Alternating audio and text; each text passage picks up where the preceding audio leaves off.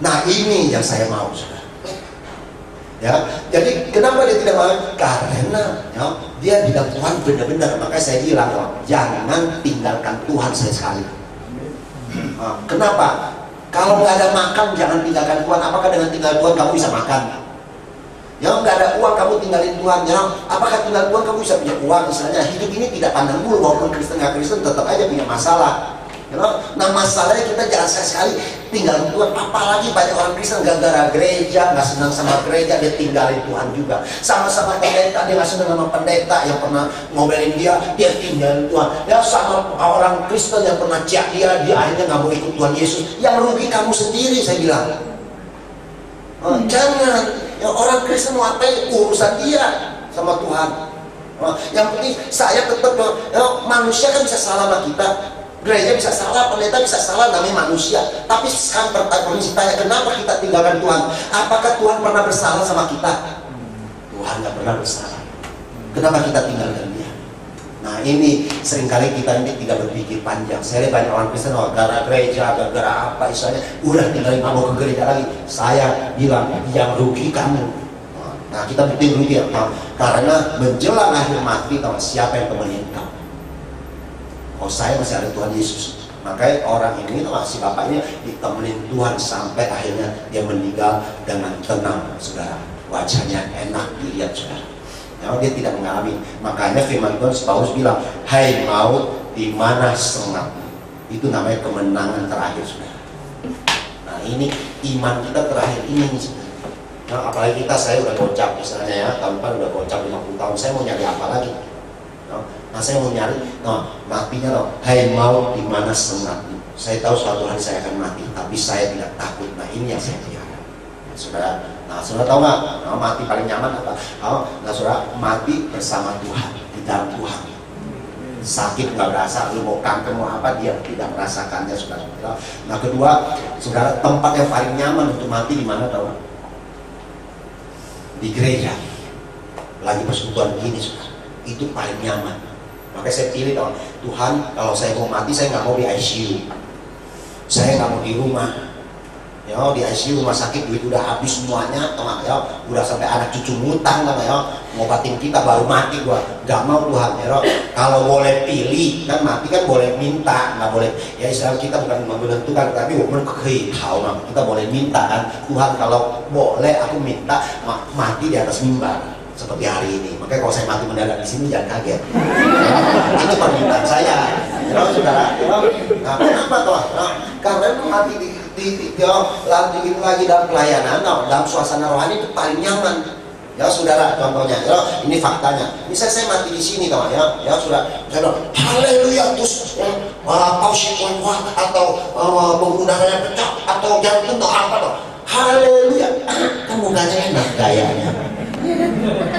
Lagi kudus-kudusnya bener gak? Coba kalau mati di rumah, harus marahin istri, lu moyung, gayanya kan gak enak istilahnya. Makanya saya pinter, saya pilih dalam pelayanan. Kayaknya saya muka paling enak tuh ya, sikap yang paling nyaman, yaitulah di pelayanan istilahnya. Nah saudara pilih yang mana? Umat pilih mati di sini.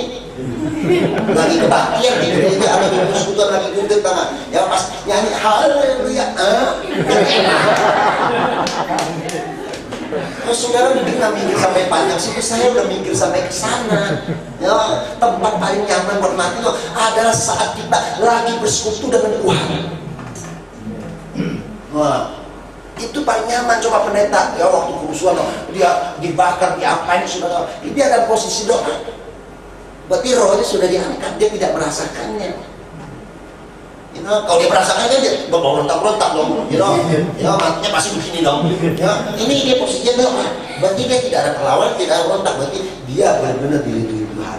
Nah sekarang kalau saudara ditanya mau mati di mana, pilih mana?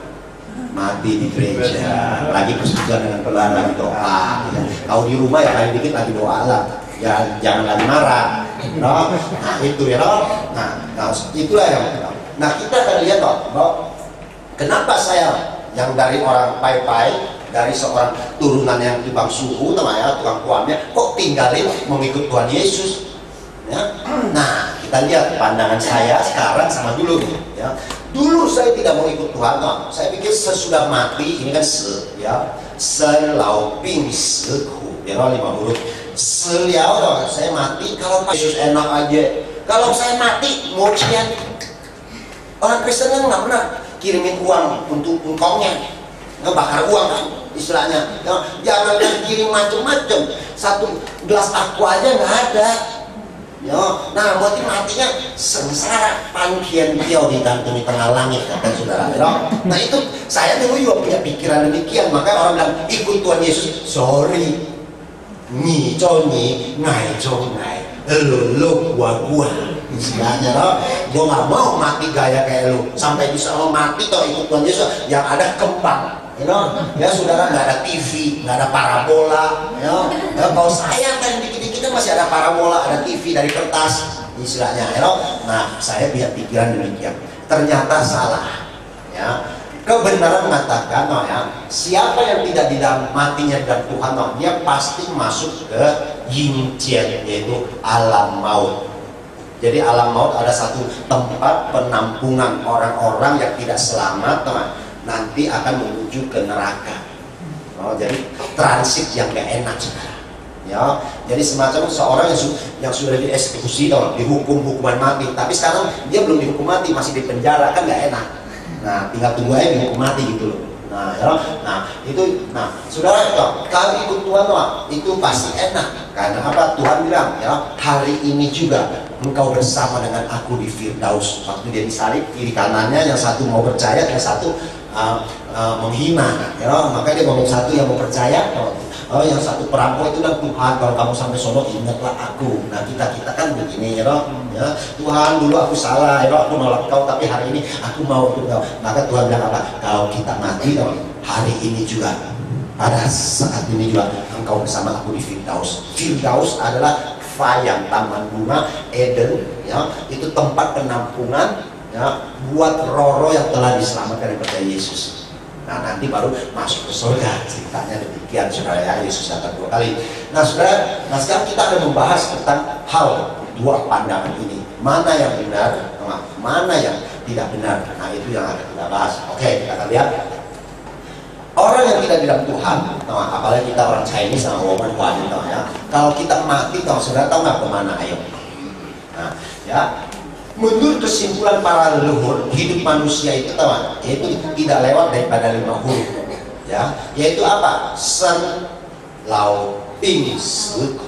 Ini 5 huruf ini sudah ada zaman sebelum Tuhan Yesus ini sudah ada. Udah 3.000-an, 4.000-an tahun nih. Ini lebih tua. Nah kita coba merenungkan, ya, 5 huruf ini sudah. Ini adalah 5 huruf kutukan, ya, rumus hidup manusia yang tidak ada gunanya. Maka kita lihat orang Chinese, ya, woman huadina, ya, kita taunya apa saudara, ya. Kita kalau nggak orang yang percaya itu, kita taunya kerja pagi jam 5 buka jantan sampai jam 9 istilahnya, ya, jantan istilahnya, ya. Nah tujuan cuma cao qian, ya, hoki, fuci, ping an, istilahnya cari duit, kemudian cia, pesta, ya, nggak ada tujuan. Karena hidupnya sudah tidak berarti. Kita sudah lahir. Sesudah lahir kita akan menjadi tua. Ya, kapan manusia akan menjadi tua? Ya, lahir kita sudah lahir kan? Nah sekarang kita ini sedang apa? Kalau saudara sudah umur 30 tahun, itu berarti sudah tua. Mau bukti? Kita buktiin. Orang bilang 30 dia masih ganteng gaya. Nah, lu udah tua. Nah, ya, kenapa? Ya, coba lihat. Waktu kita masih muda, umur 17, ya, remaja, ya, kita keramas, ya, pakai sabun cuci, ya saudara, ya, yang rontok cuma 2 lembar. Tapi kalau orang udah sacap ke atas, lu keramas pakai sampo import, yang rontok 2 gumpal. Bener gak? Ya, nah rambut aja udah gak betah di kepala kita.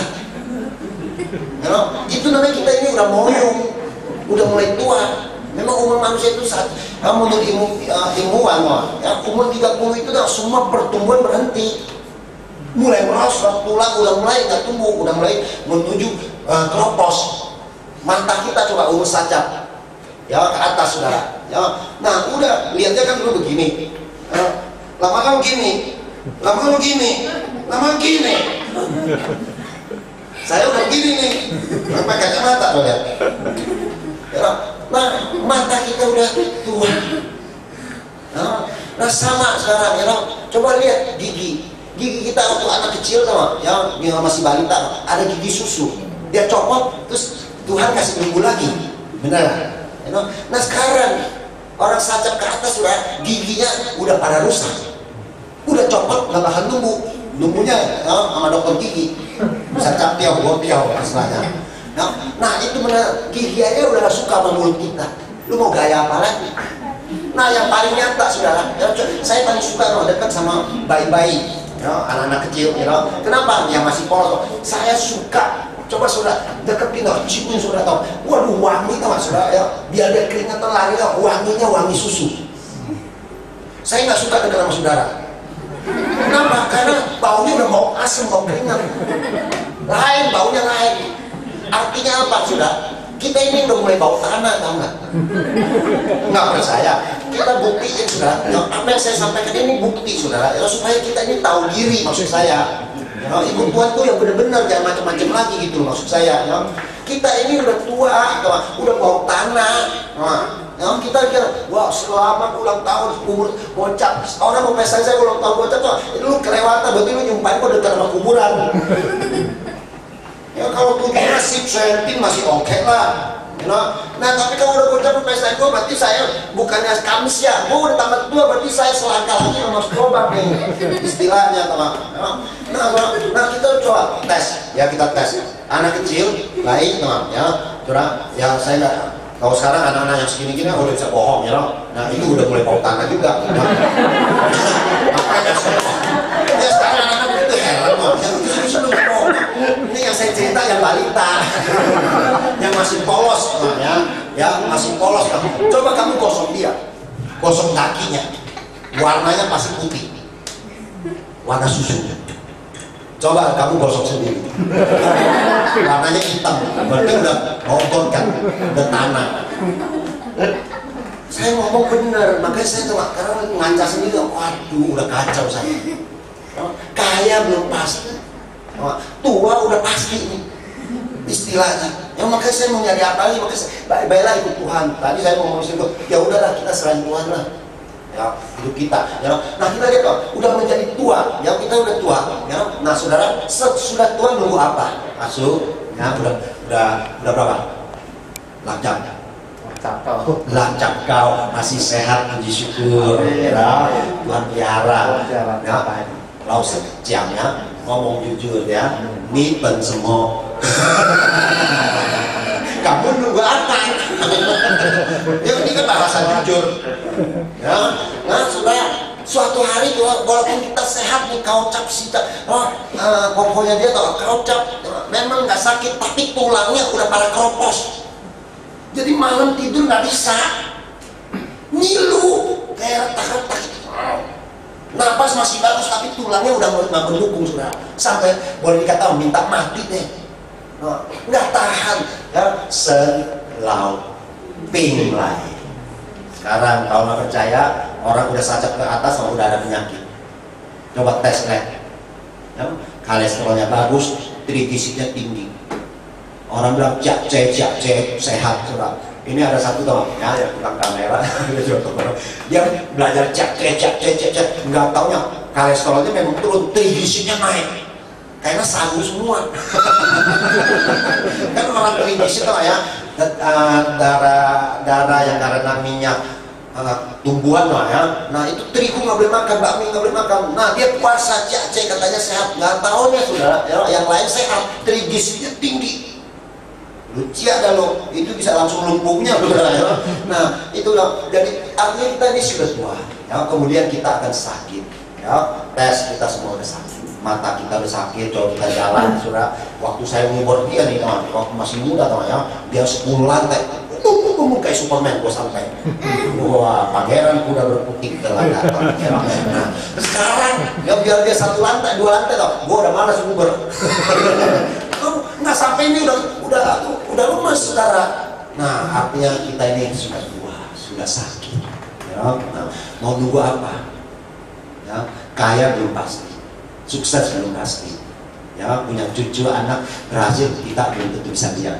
Tapi yang udah pasti, nih kan mau yaus, mau mati. Nah, sekarang kita kan kumpul di sini nih.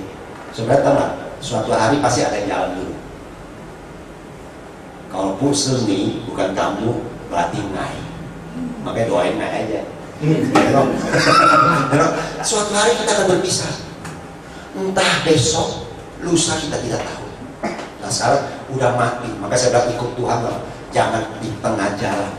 Bocah tetap ikut sampai mati. Kayak si Kongo, dia pegang Yesus. Kayak nanti tahu dia akan mati. Nah, ternyata udah mati, kata nenek moyang kita tahu. Hayauku mesti susah. Nah sekarang kematian cuma ada dua jalan. Kamu mau mati dalam Tuhan atau mau mati di luar Tuhan. Kamu yang pilih. Hanya ada dua jalan. Percaya Yesus sama tinggalin Yesus atau nggak percaya Tuhan Yesus. Cuma lihat dulu. Nah sekarang kita lihat dua jalan ini. Kalau ikut Tuhan hasilnya apa? Kalau nggak ikut Tuhan hasilnya apa? Ya. Kalau ikut Tuhan, kita akan lihat yang dua wajah. Nih, kita akan membahas suatu hari manusia mati. Itu ada sesuatu yang keluar dari badannya. Ini bukan kata saya. Ini sudah dianalisa sama ilmuwan luar negeri. Orang barat kan kaya-kaya mau secok. Dia pengen tahu orang mati itu sama orang hidup beda. Ternyata orang mati, orang yang masih hidup sekarang itu saya izin keluarga untuk pengetahuan. Dia masukin ke tabung kaca untuk ilmu pengetahuan. Dia pengen tahu, kan dicokotin alatnya tinggal berapa menitnya dia mati kan. Nah, waktu hidup sama mati beda apanya? Waktu masih bernapas sama ya, dia masukin. Nah sudah, nggak lama dia mati. Ternyata tabung kaca yang tipis itu ada yang retak. Berarti ada sesuatu yang terjadi. Kau bahasa artinya ada yang keluar. Ya, ini ilmuwan itu kan. Ya, karena bahasanya toh, ini kan kita ini hari ini nggak sadar akan kematian. Nanti udah datang toh baru kalang kabut udah terlambat. Mending kita siapin sekarang. Nah, baru kita bisa hidup happy dong. Nah kalau kita nggak tahu rumah pulang, gimana lu bisa happy di dunia? Nah kita siapin dulu maksud saya.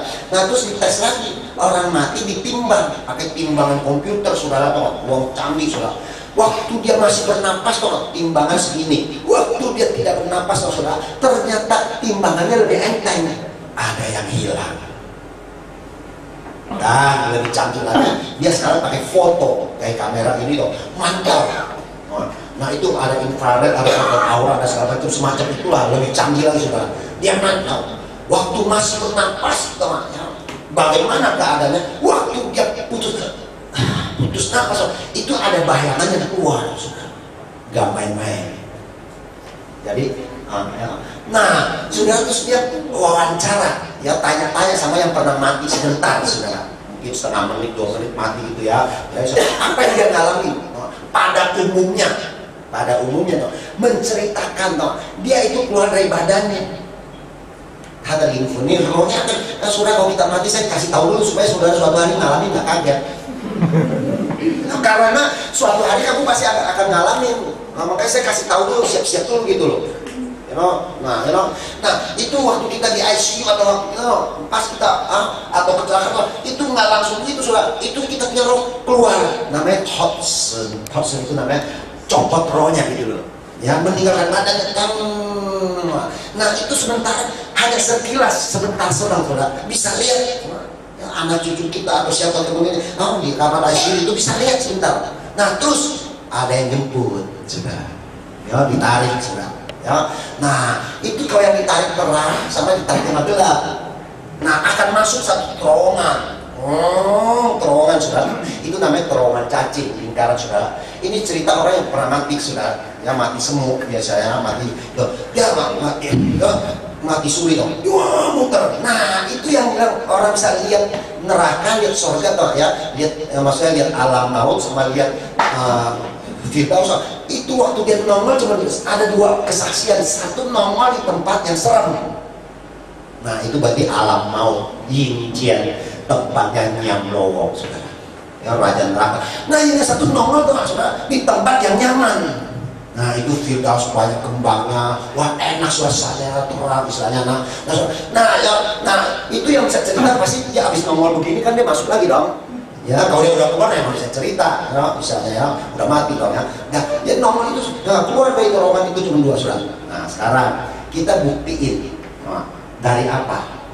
Dari orang yang udah mati sendiri. Ya. Nah saudara sekarang kita bertanya, nah, jadi orang mati dong, cuma ada 2 yang jemput, mati di dalam Tuhan atau mati dalam dunia. Ya. Nah sekarang saya mau saudara-saudara memahami bahwa kita memilih Tuhan Yesus ya, supaya kita ini benar-benar setia sampai akhir. Jangan berharap lagi yang tidak-tidak. Ya. Nah oke, kita tanya bagaimana Alkitab bercerita tentang dunia orang mati. Kita akan lihat saudara ya.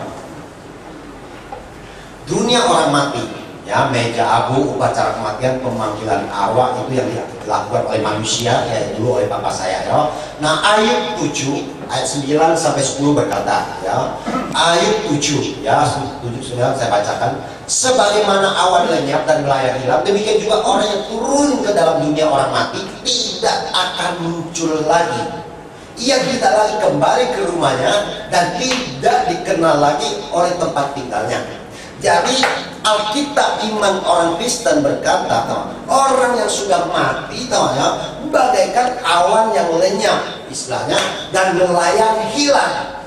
Demikian juga orang yang turun dalam dunia orang mati tidak akan muncul kembali, kata Alkitab.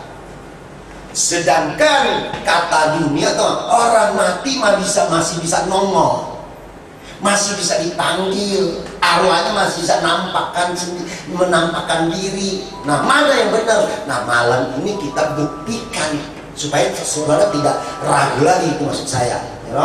Nah ya kita buktikan ia tidak lagi kembali ke rumahnya. Jadi orang mati itu arwahnya tidak mungkin kembali ke rumahnya seperti yang disaksikan, ditaburin bedak, ya tepung, nanti ada bercak-bercaknya. Pagi-pagi tuh cucu lu lihat tuh engkau lu pulang. Si cucu kan nggak bisa bertanya. Kalau sekarang saya tanya, ya papa mama itu kaki engkau apa kaki si tikus yang malam-malam ngerayapan, yang ngacak-ngacakin bedak itu istilahnya ya. Nah kita tidak pernah bertanya, kita main percaya aja. Nah sekarang pertanyaan, bener nggak engkau pulang misalnya. Nah sedangkan Alkitab bilang ia tidak kembali ke rumahnya dan tidak dikenal lagi oleh tempat tinggalnya, saudara.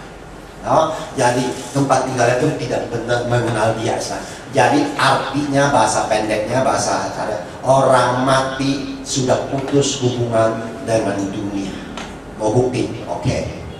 Namanya juga meninggal dunia, meninggalkan dunia. Tahu bahasa Mandarinnya qi si liao, qi berarti pergi, sejia berarti dunia. Jadi sudah pergi dari dunia. Jadi saudara kalau masih percaya orang mati, bisa tetangga mati, ada bayangan dia, wah dikasih mimpi berarti dia, saudara sudah masuk perangkap. Tidak benar. Kita buktikan orang mati tidak bisa lagi berhubungan dengan kita, tidak bisa kasih mimpi, tidak bisa kasih hoki, tidak bisa lagi bantu kita atau apa. Loh kok Pak Harun ngomong begitu? Bisa buktiin nggak Pak? Saya buktiin. Kalau orang mati, rohnya, arwahnya masih bisa kasih mimpi keluarga atau masuk ke orang pintar dan segala macam yang kita lihat ini namanya segala macam dan bisa hal demikian, dunia ini pasti aman. Kenapa? Sekarang kan teroris, pemboman di mana-mana. Di Amerika kan dibom 2 menara WTC, World Trade Center kan, pakai ditabrak pakai pesawat terbang. Nontonan TV-nya nggak?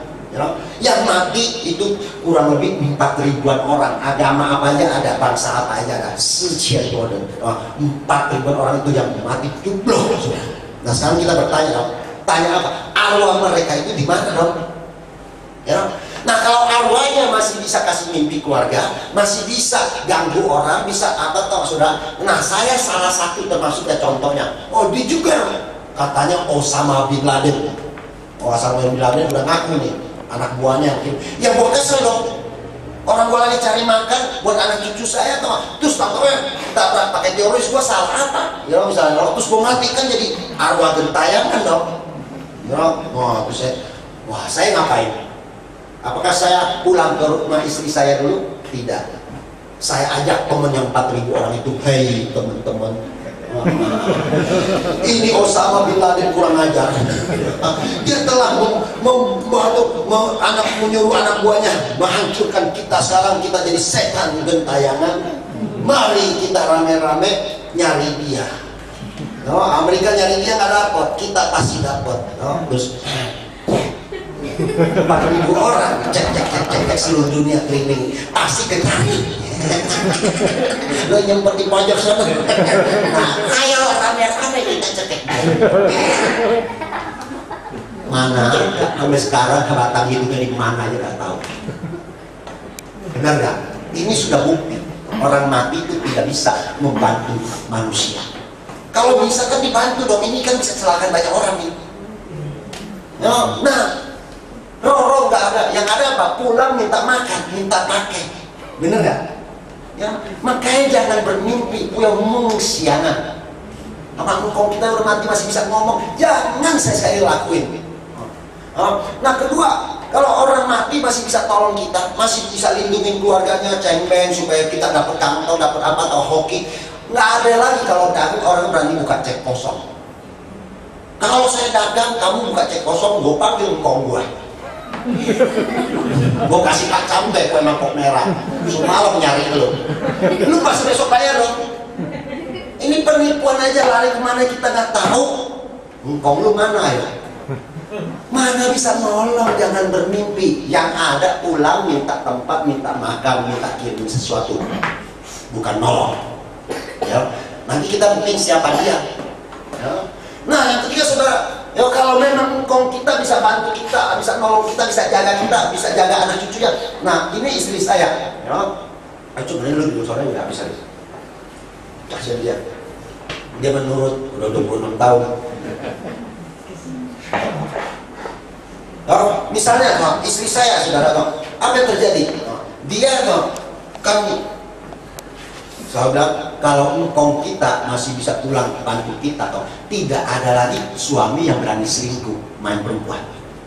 Coba kalau lagi main perempuan di pojok yang gelap-gelap, ya. Nah, kan engkaunya sayang sama dia, kan? Sayang kan? Ya, dari kuburan dia nongol. Cucu mantu kurang aja. Lu enak-enak di sini sama perempuan lain. Ya sudah, dia kagetin dikit aja. Masuk pulang kok. Mana ada kejadian demikian, bener gak? Kamu masih percaya orang tua, orang mati masih bantu kau? Kamu benar-benar dibodohin.